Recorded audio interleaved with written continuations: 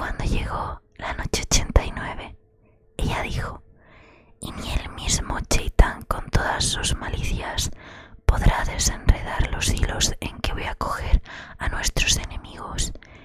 Y he aquí el plan que hay que seguir para aniquilarlos.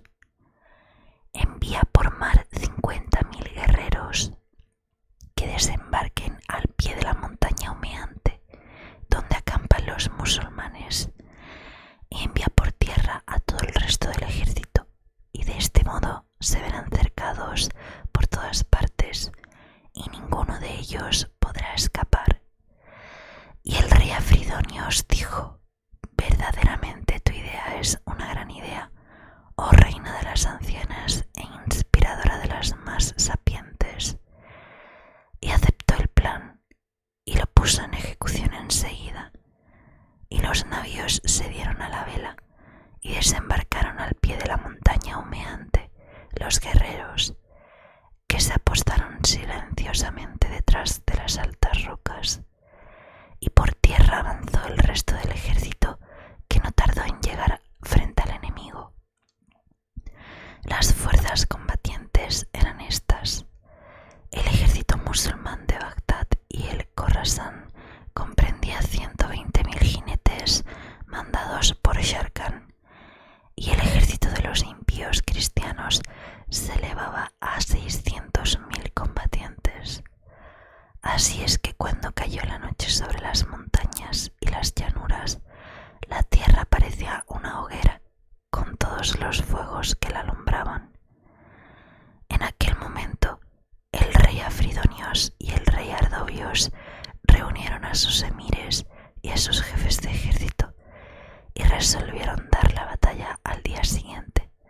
Pero la madre de todas las calamidades, que los escuchaba, se levantó y dijo: las batallas solo pueden tener resultados funestos cuando las almas no están santificadas. Oh guerreros cristianos, antes de luchar tenéis que aproximaros al Cristo y purificar con el supremo incienso de las defecaciones patriarcales. Y todos contestaron: benditas sean tus palabras, oh venerable madre. Pero he aquí en qué consistía este supremo incienso de las defecaciones patriarcales. Cuando el gran patriarca de Constantinia hacía sus defecaciones, los sacerdotes las recogían cuidadosamente en toallas de seda y las secaban al sol. Después las mezclaban con almizcle, ámbar y benjuí, pulverizaban la pasta completamente seca, la metían en cajitas de oro y la mandaban a todas las iglesias y a todos los reyes cristianos.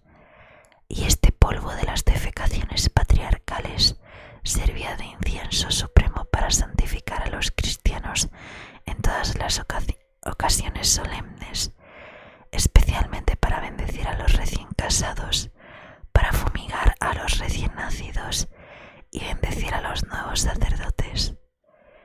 Pero como las defecaciones del gran patriarca apenas bastaban por sí solas para 10 provincias y no podían servir para tantos usos en todos los países cristianos, los sacerdotes tenían que falsificar aquel polvo mezclándolo con otras materias fecales menos santas, como por ejemplo las de otros patriarcas menores y las de los vicarios. Hay que tener en cuenta que era muy difícil distinguirlas.